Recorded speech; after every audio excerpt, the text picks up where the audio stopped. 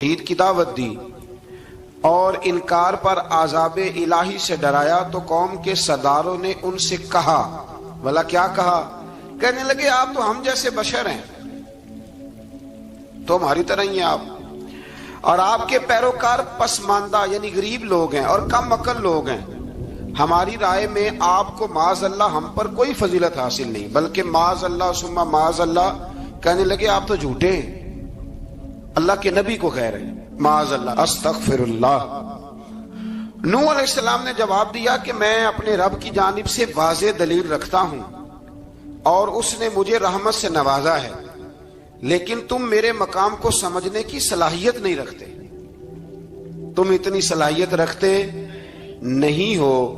اور پھر ارشاد فرمایا کہ میں تم سے دعوت حق کے صلے میں کسی اجر کا طلبگار نہیں ہوں، اور نہ ہی میں اہل ایمان کو اپنے پاس سے دھتکارنے والا ہوں، اور میں نے یہ دعویٰ بھی نہیں کیا کہ میرے پاس اللہ کے خزانے ہیں، اور نہ میں از خود غیب جاننے والا ہوں، اور نہ ہی میں یہ کہتا ہوں کہ میں فرشتہ ہوں، نہ میں یہ کہتا ہوں کہ جن لوگوں کو تم اپنی نظروں میں حقیر جانتے ہو اللہ انہیں خیر سے نہیں نوازے گا۔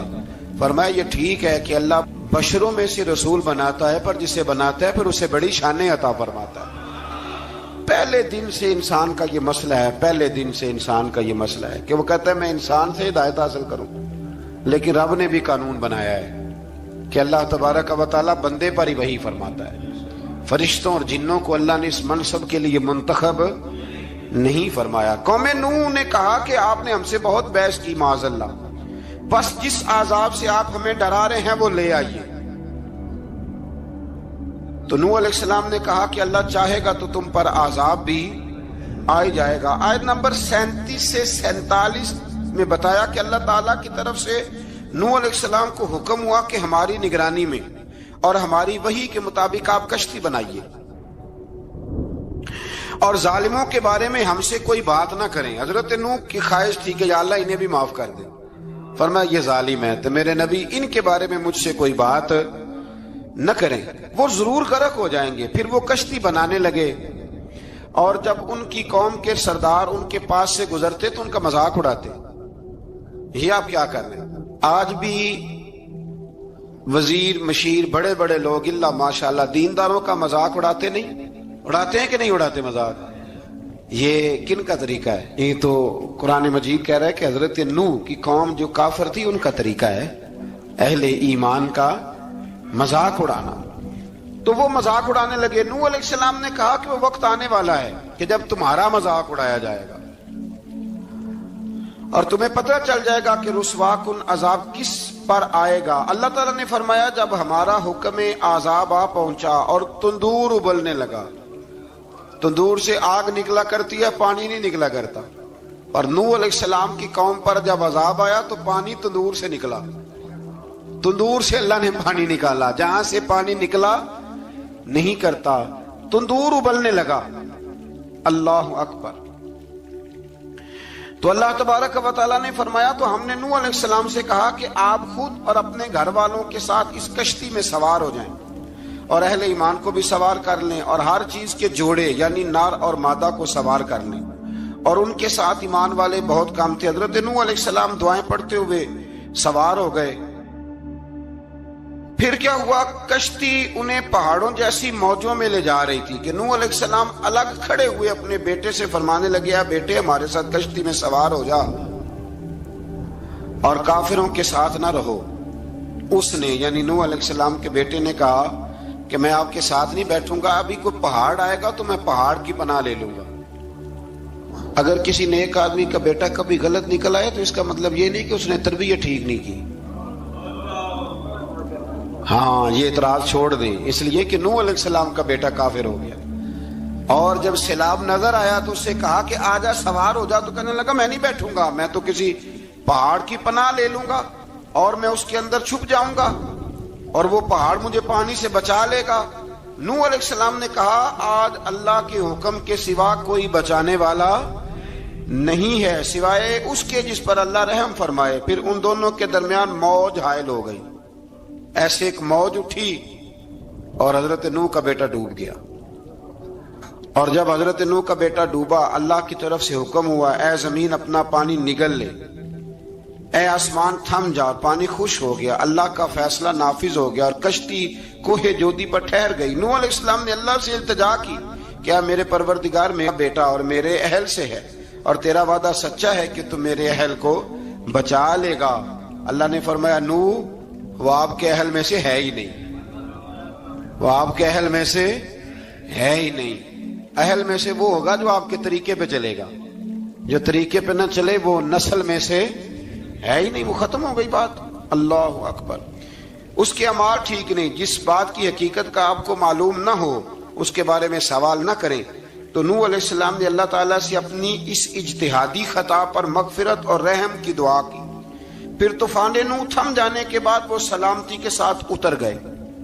اجتہادی خطا میں نے ایک لفظ بولا ہے، یہ اجتہادی خطا کا مطلب یہ ہے کہ بعض اوقات انبیاء سے ایسی باتیں سرزد ہو جاتی ہیں کہ جو تعلیم امت کے لیے ضروری ہوتی ہیں، تاکہ لوگوں کو پتہ چل جائے کہ اللہ کی بارگاہ میں توبہ کیسے کرنی۔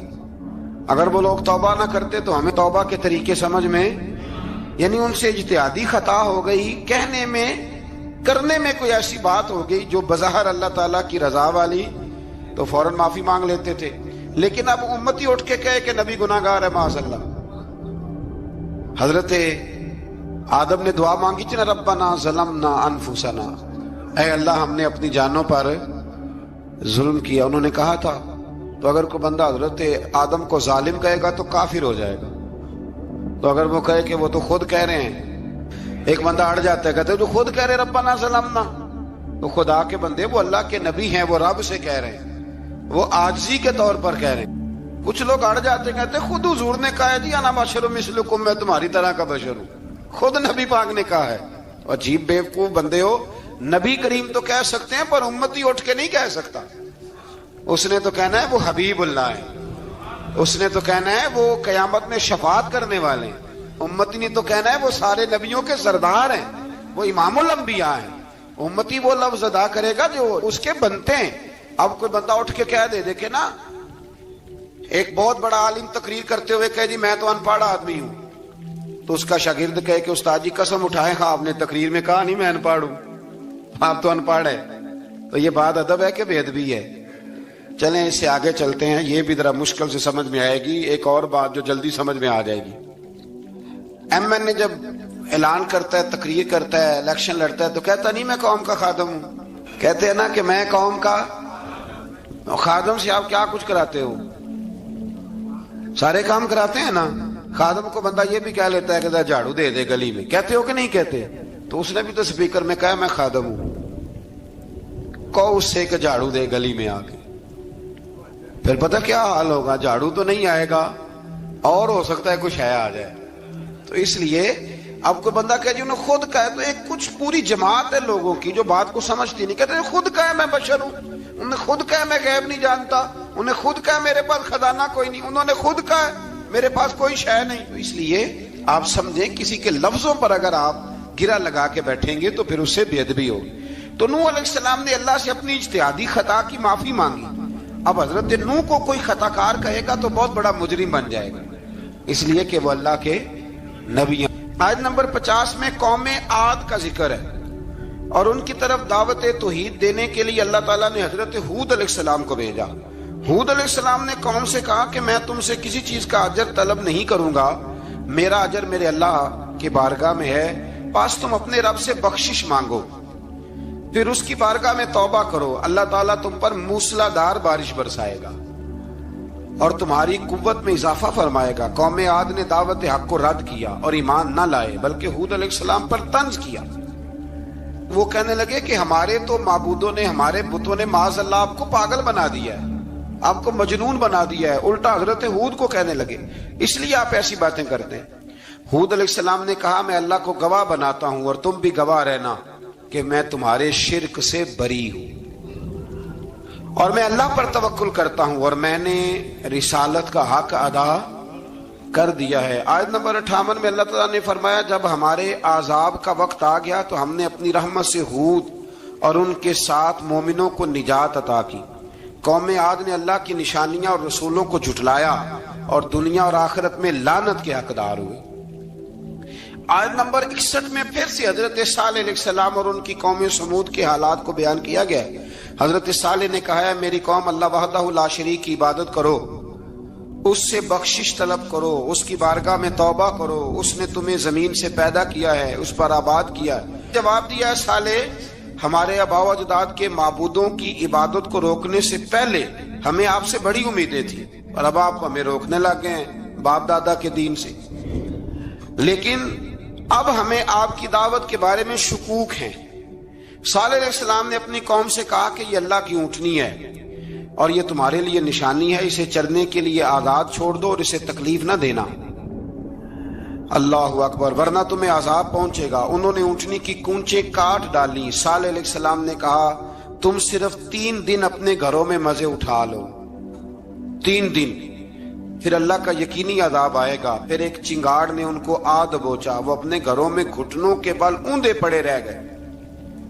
صرف صالح علیہ السلام ان کے ساتھ اہل ایمان اس عذاب سے بچے۔ یہ 3 قوموں کا ذکر ہو گیا، نوح علیہ السلام کی قوم کا بھی، ہود علیہ السلام کی قوم کا بھی، اور حضرت صالح علیہ۔ آگے اللہ تبارک و تعالیٰ نے آیت نمبر 69 میں اس بات کا بیان فرمایا کہ حضرت ابراہیم علیہ السلام کے پاس فرشتے بشری شکل میں آئے، انسانی شکل۔ انہوں نے اجنبی مہمانوں کے لیے بچڑے کا بھونا ہوا گوشت تیار کرایا۔ آپ یقین کریں کچھ باتیں لوگ ایسی بیان کرتے ہیں کہ جن کو نہ سن کے بندے کا دل کرتا ہے کہ اس بندے کو بتائیں کہ یار یہاں تو دین سارا پڑھ۔ ایک صاحب مجھے کہنے لگے جی میں ایک پیر صاحب کے پاس گیا تھا تو بڑی مرغن غذائیں تھیں، انہوں نے میری بڑی خدمت کی پر مجھے نہیں اچھا لگا، پیروں کو چاہیے سادی روٹی رکھیں۔ میں کہ تو پیراں واسطے لسٹ بنا خاں انہوں نے کس طرح نہ ہونا چاہیے۔ یہ بہت بڑی مصیبت ہے، اگر آپ سادہ کھانا کھلا دیں تب بھی اعتراض ہے، اچھا کھلا دیں کہنے رولا ہے کوئی پیر چوکھے مالدار، دونوں طرف سے مسئلہ۔ تو کہنے لگا جی نہیں پیروں کا کیا کام ہے، وہ کڑائیاں اور وہ سارے۔ تو پھر میں نے انہیں کہا کہ آپ اس طرح کریں، گھر جا کے نا تو 12ویں سپارے کی تلاوت کریں۔ حضرت ابراہیم نے اپنے مہمانوں کے لیے بھونا ہوا کھانا تیار فرمایا تھا۔ تو آپ کیا کہیں گے کہ حضرت ابراہیم درویش نہیں تھے؟ عجیب بات ہے بھائی، آپ ہر بات میں اڑ جاتے ہیں۔ دین ہم نے وہ لینا ہے جو اللہ کا قرآن ہمیں دیتا ہے اور رسول اللہ کی حدیث ہمیں دیتی ہے۔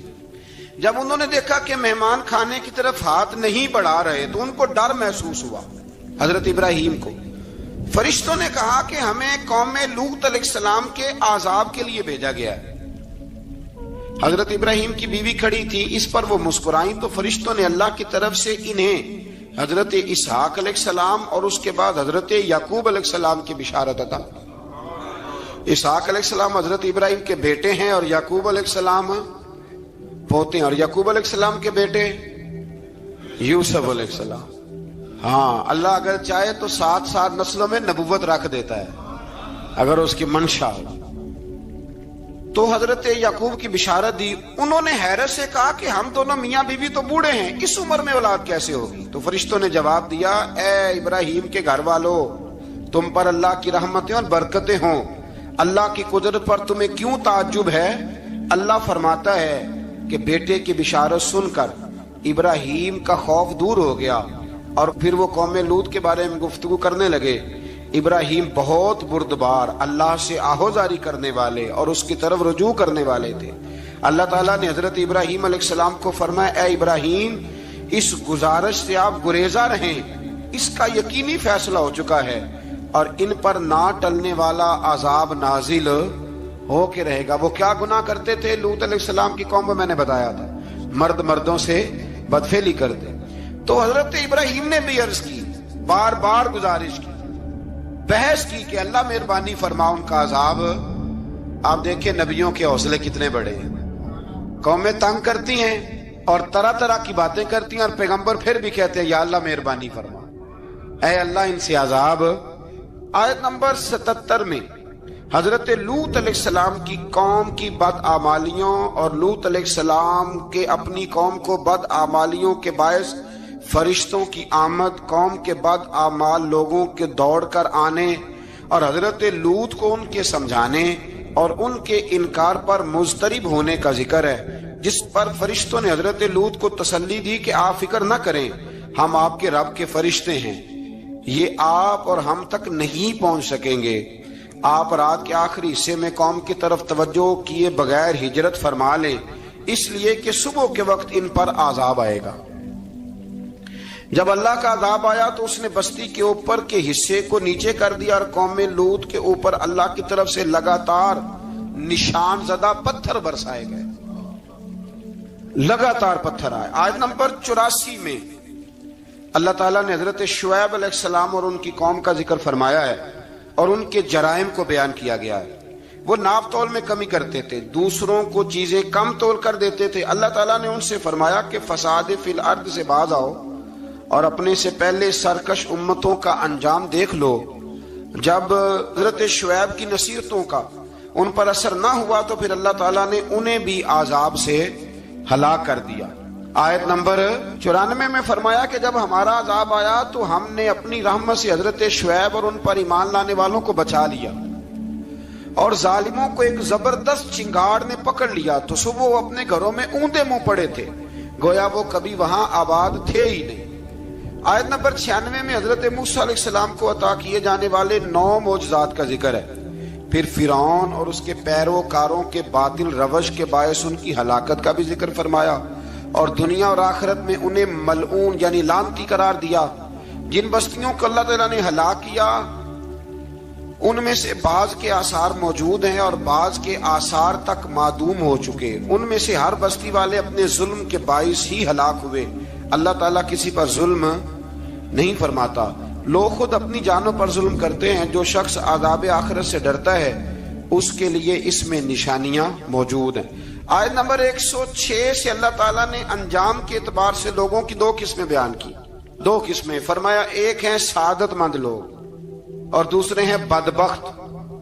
فرمایا بدبختوں کا ٹھکانہ جہنم ہے جس میں وہ ہمیشہ رہیں گے، اور نیک بختوں کا ٹھکانہ جنت ہے، وہ ہمیشہ اسی میں رہیں گے، اور ان کے لیے اللہ کی طرف سے نا ختم ہونے والی عطائیں۔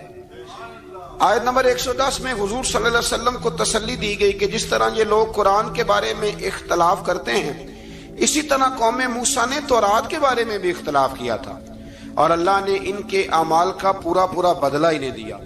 آیت نمبر 112 سے سرکشی کو چھوڑ کر احکامات دین پر استقامت اختیار کرنے اور ظالموں کے ساتھ میل جول رکھنے سے بچنے کا حکم دیا گیا ہے، اور فرمایا کہ ظالموں سے میل جول کا انجام دوزخ کی آگ ہے۔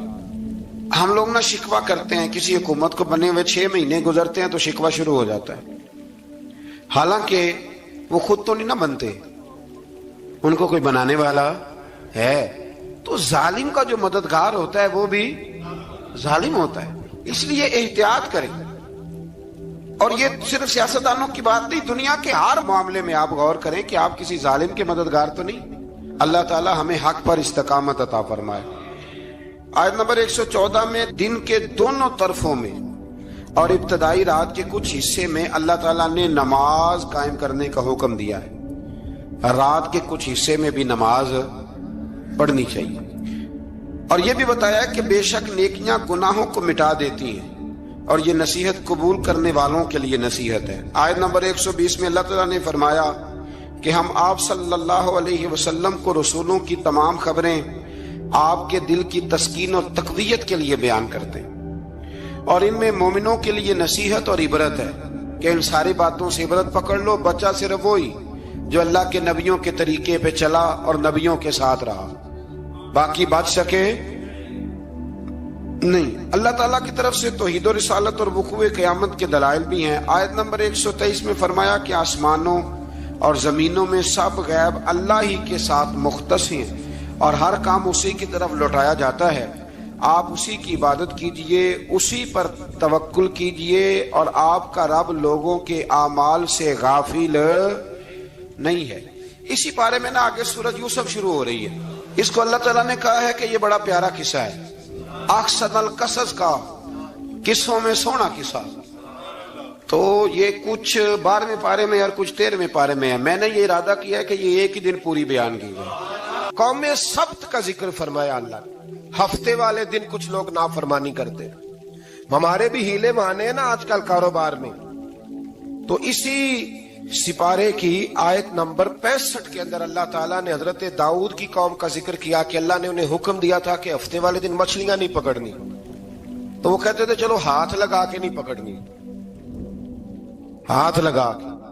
وہ ہمارے لوگ ہیلے بہانے تلاش کر لیتے ہیں نا، وہ بڑے جناب انشورنس والا آ گیا، اب وہ بینک والا آ گیا، اب وہ فلانے صاحب آ گئے، وہ تروڑ مروڑ کے کہانیاں باتیں، اور پھر ہمیں بھی رستے مل جاتے ہیں بچنے کے۔ مفتی صاحب نے کہہ دیا تھا، ایک مولانا سے میں نے ان کو کہا ہفتے والے دن مچھلیاں نہیں پکڑنے کا، نہیں پکڑتے، چھوٹے چھوٹے حوض بنا لیے تو مچھلیاں زیادہ آتی تھی اس دن۔ یہ بھی اللہ کی قدرت تھی، نماز کے وقت گاہک زیادہ آتے ہیں، یہ اس کی قدرت ہوتی ہے۔ تو وہ مچھلیاں حوض میں جمع ہو جاتی ہیں، یوں سمجھ لیں کہ جال انہوں نے لگا لیے ہوئے تھے، تو جال میں وہ پھنستی رہتی تھی، حوضوں میں آتی رہتی تھی۔ ہفتے کو نہیں پکڑتے تھے، اتوار کو پکڑ لیتے تھے، تو پھر اللہ نے انہیں سزا دی۔ فرمایا تماشے کرتے ہو اللہ کے حکم کے ساتھ؟ کیا سزا دی؟ فَقُلْنَا لَهُمْ كُونُوا قِرَادَةً خَاسِئِينَ، فرمایا بندر بن جاؤ دھتکارے ہوئے۔ جو رزق حرام طریقے سے کماتے تھے رب انہیں بندر بنا دیتا تھا۔ ابھی بھی میں نے دیکھے ہیں بڑے بڑے تاجر پاگلوں جیسی زندگی گزار رہے ہیں، نفسیاتی طور پہ سکون نہیں ہے، کروڑوں روپیہ پڑا ہے۔ کیوں؟ اس لیے کہ رب کے بتائے ہوئے طریقے کے مطابق تجارت نہیں کرتے۔ آگے ایک اور دلچسپ بات آ گئی، بنی اسرائیل کے اندر نا ایک شخص نے اپنے چچا کو قتل کر دیا جائیداد کے لیے۔ یہ دیکھیں کب سے لوگ جائیداد کے لیے قتل کرتے آ رہے ہیں۔ چچا کو قتل کر دیا، اور قتل کر کے حضرت موسیٰ علیہ السلام کے پاس آئے کہ میرے چچا کو کسی نے قتل کر دیا ہے، تو بتائیں کیا کرنا ہے؟ تو آپ نے فرمایا کہ گائے ذبح کرو، اور اس کا ایک ٹکڑا مقتول کو مارو، مرنے والے کو، وہ خود اٹھ کے بتا دے گا مجھے کس نے قتل کیا ہے۔ اب ارادہ نہیں تھا گائے ذبح کرنے کا تو بہانے کرنے لگے۔ ارادہ نہیں نہ ہوتا تو پھر کیا ہوتے ہیں؟ کہنے لگے گائے کس طرح کی ہو، بوڑھی ہو کہ بچی ہو، رنگ کیسا ہو، جوان ہو کہ چھوٹی ہو، حال میں ایک دفعہ چلنا سیکھ گئی ہو یا ابھی نہ سیکھی ہو۔ تو بتاتے گئے تو رب بھی شرطیں بیان کرتا گیا، گہرے زرد رنگ کی ہو، حال کے اندر اسے نہ چلایا گیا ہو، پانی نہ نکالا گیا ہو، نہ بچی ہو نہ جوان ہو، اس کے درمیان ہو۔ یہ ساری شرطیں کہاں پائی جاتی تھی؟ حضرت موسیٰ علیہ السلام کی قوم کا ایک شخص تھا جو اللہ کا ولی تھا۔ وہ جب انتقال کرنے لگا نا، اللہ اکبر، دیکھو رب ولیوں کی اولادوں پر بھی کتنا فضل فرماتا ہے۔ وہ جب انتقال کرنے لگا تو ایک اس کے پاس چھوٹی سی بچیا تھی، گائے کی بچی، اس نے جنگل میں چھوڑ دی۔ کہنے لگا یا اللہ میں تیرے نام پہ چھوڑتا ہوں، میرا بچہ جوان ہو جائے تو اسے دے دینا، اور تو سرمایہ ہی کوئی نہیں۔ بچہ بڑا ہوا تو بچہ بھی بڑا نیک تھا، اپنی ماں کا بڑا فرما بردار تھا۔ اس کی ماں نے کہا بیٹا تیرے باپ نے ایک گائے چھوڑی تھی۔ تو بچہ جنگل میں گیا اور جا کے کہنے لگا اے اللہ میری گائے مجھ سے ملا دے۔ تو رب کریم نے وہ گائے واپس کر دی، وہ گائے گھر لے آیا۔ اب وہ کہنے لگا اماں بیچ دوں، تو اماں کہنے لگی بیٹا میرے پوچھے بغیر نہ بیچنا۔ کئی دفعہ گاہک لگے پر اس نے کہا جب تک میری اماں نہ کہے گی میں بیچوں گا۔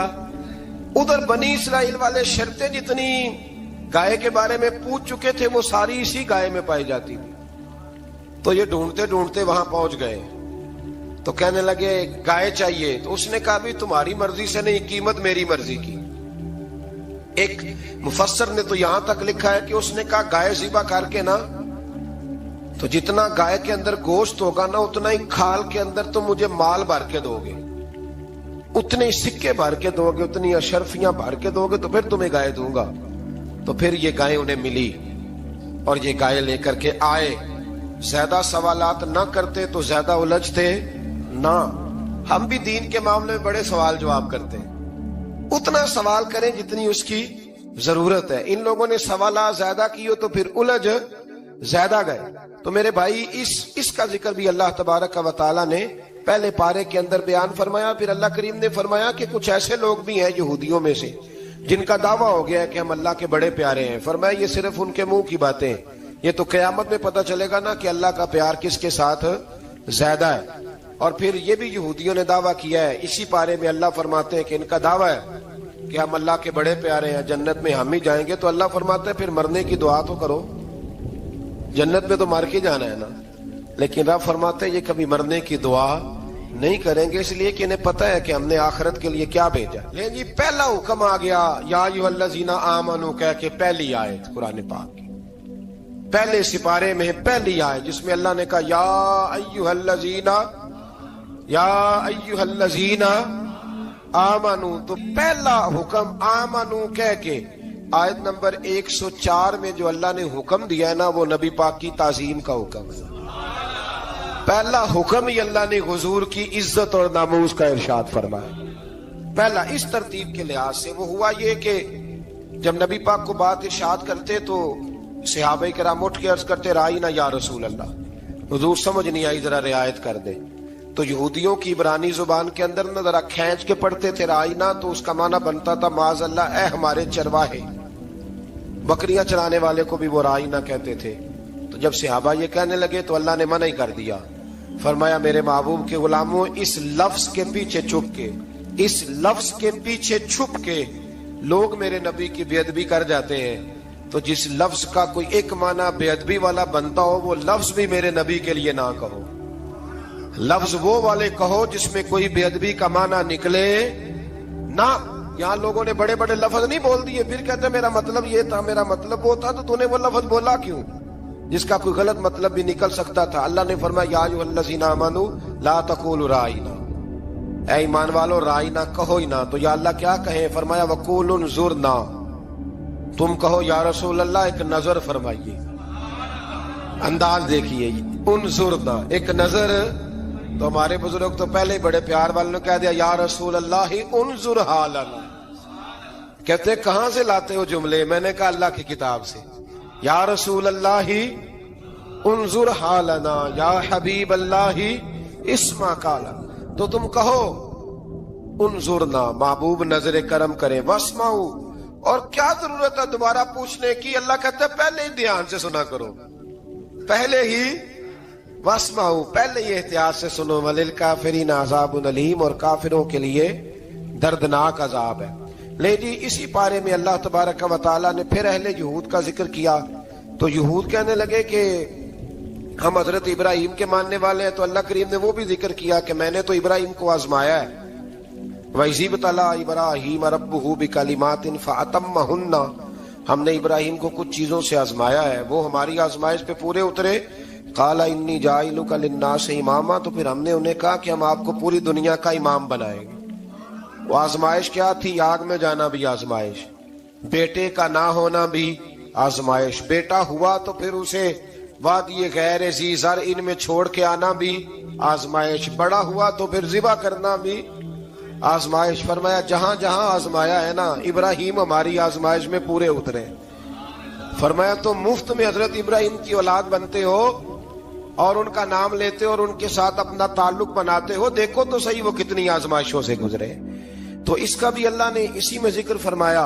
اور پھر وہ بات کرتے تھے حضرت یعقوب کی اور حضرت اسحاق کی، تو فرمایا وہ تو ہمارے اتنے خاص بندے تھے کہ وصال کا وقت بھی انہوں نے اپنی اولادوں کو نصیحت فرمائی تھی کہ اللہ کی توحید پہ قائم رہنا، اس کا ذکر بھی اللہ نے اسی پارے میں بیان فرمایا۔ اور جو حضرت ابراہیم اور جناب اسماعیل نے کعبہ تعمیر کیا تو اس کا ذکر بھی اللہ تعالیٰ نے اسی بارے میں فرمایا۔ فرمایا جب وہ کعبہ بنا رہے تھے تو کہہ رہے تھے ربنا تقبل منا، کہہ رہے تھے اے اللہ بنا ہم نے دیا ہے پر مہربانی فرما ہم سے قبول فرما لے۔ تو جو آیہ کریمہ آخر میں عرض کرنا چاہتا ہوں اس پر بھی تھوڑی توجہ فرمائیں گے تو بات بڑی نکھر کے باہر آئے گی۔ یہ 16ویں رکوع کے اندر اللہ نے پھر یہود کا اور عیسائیت کا ذکر فرمایا، تو اللہ کریم نے ایک بات ارشاد فرمائی، یہودیوں کے ہاں جب کوئی بچہ پیدا ہوتا تھا پیلے رنگ کے ساتھ اس کو رنگتے تھے، یا کوئی خاص رنگ تھا ان کا، بچہ پیدا ہوتا تو اس پر وہ رنگ چڑھاتے کہ یہ جی ہمارے مذہب کا رنگ ہے۔ ہمارے ہاں بھی رسمیں ہیں نا اپنی اپنی، معاذ اللہ اپنی اپنی نہیں ہونی چاہیے، اللہ رسول کا حکم ہونا چاہیے۔ تو یہودیوں کے ہاں بچہ پیدا ہوتا تو ایک خاص رنگ چڑھاتے، عیسائیوں کے ہاں پیدا ہوتا تو وہ بھی ایک خاص رنگ چڑھاتے۔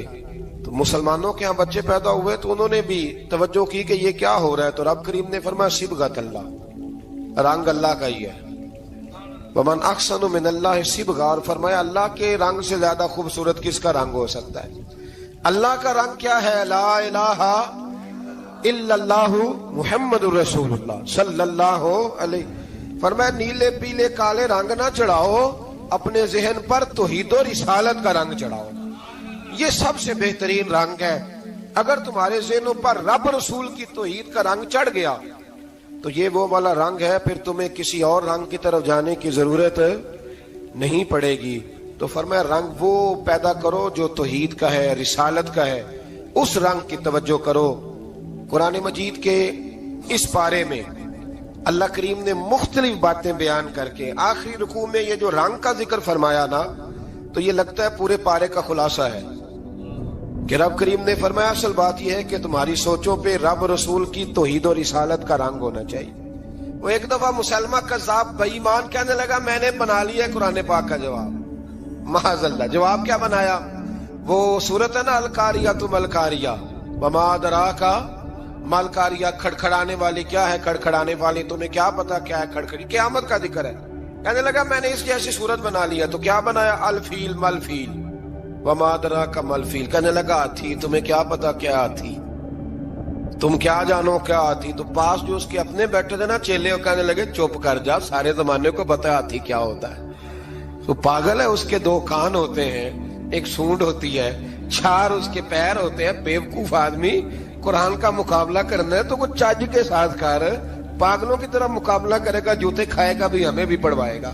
تو قرآن مجید کا کوئی مقابلہ کر سکا؟ تو اس آیہ مبارکہ میں اللہ نے کافروں کو یہ کہا اگر مقابلہ نہیں کر سکتے تو پھر اللہ سے ڈرو, ورنہ دوزخ میں ڈالے جاؤ گے. وہ جس کا ایندھن آدمی اور پتھر ہے, اور بنائی بھی کافروں کے لیے گئی ہے. اعدت للکافرین, جہنم کس کے لیے بنائی گئی ہے؟ کافروں اور منافقوں کے لیے. مسلمانوں کے لیے بنائی گئی. مسلمان مرضی سے چھلانگے لگائیں تو ان کی موج ہے, ورنہ ان کے لیے جہنم, ان کے لیے اللہ نے جنت بنائی ہے. اور یہ بات کرتے ہی رب کریم نے فرمایا اے محبوب علیہ الصلوۃ والسلام, مومنوں کو خوشخبری دے دیں کہ اللہ نے ان کے لیے جنت بنائی ہے, اس میں باغات ہیں, انہیں رزق دیا جائے گا کھانے کے لیے, اور اس میں انہیں پاکیزہ بیویاں دی جائیں گی, اور پھر وہ اس میں ہمیشہ رہیں گے, انہیں اس سے نکالا نہیں جائے گا. آگے جو آیات کریمہ ہے نا, اس کے اندر اللہ تبارک و تعالیٰ نے فرمایا ہے کہ اللہ حیا نہیں کرتا سمجھانے کے لیے مچھر کی مثال بھی دینی پڑے. فرمایا قرآن سے کچھ لوگ ہدایت حاصل کرتے ہیں اور کچھ گمراہ ہو جاتے ہیں. جب لوگ اپنی مرضی کی تشریحات چاہتے ہیں تو گمراہ ہوتے ہیں, اور جب قرآن کو رسول اللہ صلی اللہ علیہ وسلم اور امت مسلمہ کی تشریحات کی روشنی میں سمجھتے ہیں تو پھر اللہ ہدایت عطا فرماتا ہے. پھر اللہ تبارک و تعالیٰ نے آگے ارشاد فرمایا حضرت آدم کی پیدائش کا واقعہ. کچھ مفسرین نے لکھا اللہ نے مشورہ کیا تھا فرشتوں سے, وَإِذْ قَالَ رَبُّكَ لِلْمَلَائِكَةِ إِنِّي جَاعِلٌ فِي الْأَرْضِ خَلِيفَةً. لیکن کچھ مفسرین کہتے ہیں کہ اللہ کو ضرورت نہیں فرشتوں سے مشورہ کرنے کی. اللہ نے فرشتوں سے مشورہ نہیں کیا, بلکہ رب نے انہیں آگاہ فرمایا تھا کہ میں لگا ہوں زمین پہ اپنا نائب بنانے, میں خلافت دینے لگا ہوں زمین پہ. اب یہ تو دینے والی کی مرضی ہے نا, اس نے کس کو دینی ہے, یہ تو دینے والے کی مرضی ہے نا اس نے. تو کچھ لوگ کہتے ہیں کہ دینے والے سے زیادہ ہمیں پتہ ہے.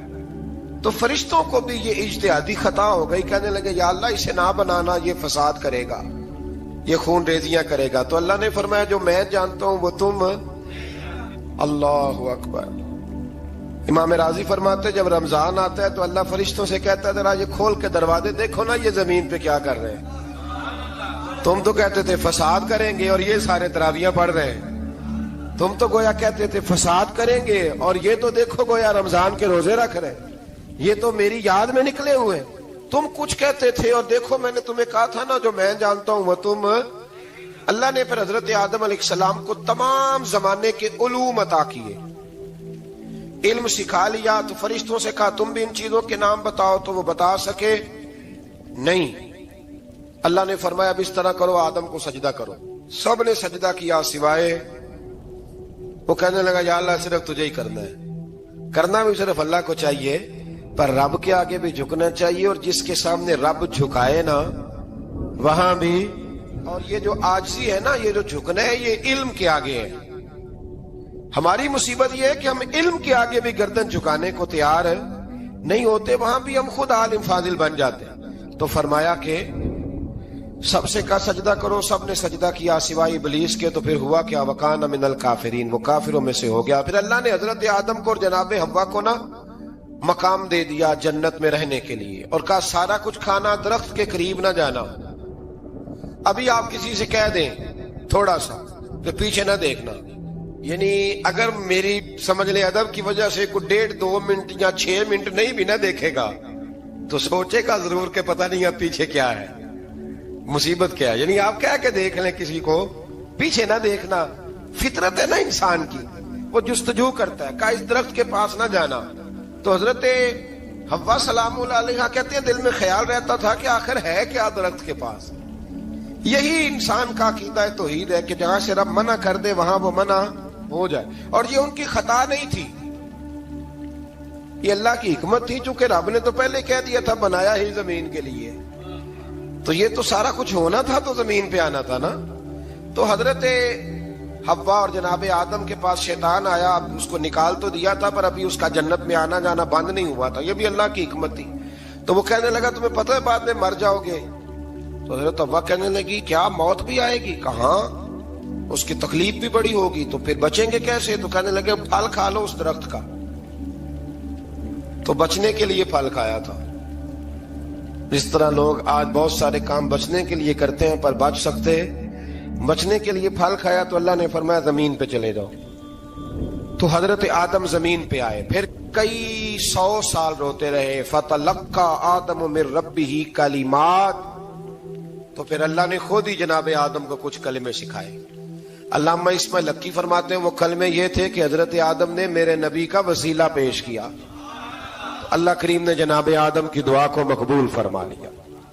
پھر آگے بنی اسرائیل کا ذکر آ جاتا ہے۔ اللہ تعالیٰ نے بنی اسرائیل، آج آپ اسی قوم کو یہودی کہتے ہیں، ان کو اللہ نے اس زمانے میں فضیلت عطا کی تھی بہت زیادہ۔ تو عرب کے اندر جب نبی پاک علیہ السلام نے اعلان نبوت کیا تو کچھ لوگوں نے یہ کہہ دیا کہ اگر یہ یہودی کلمہ پڑھ لیں گے تو ہم بھی پڑھ لیں گے۔ تو پھر اللہ نے انہیں یاد کرایا کہ تم اصل میں کیا ہو، تمہیں کلمہ پڑھنا چاہیے۔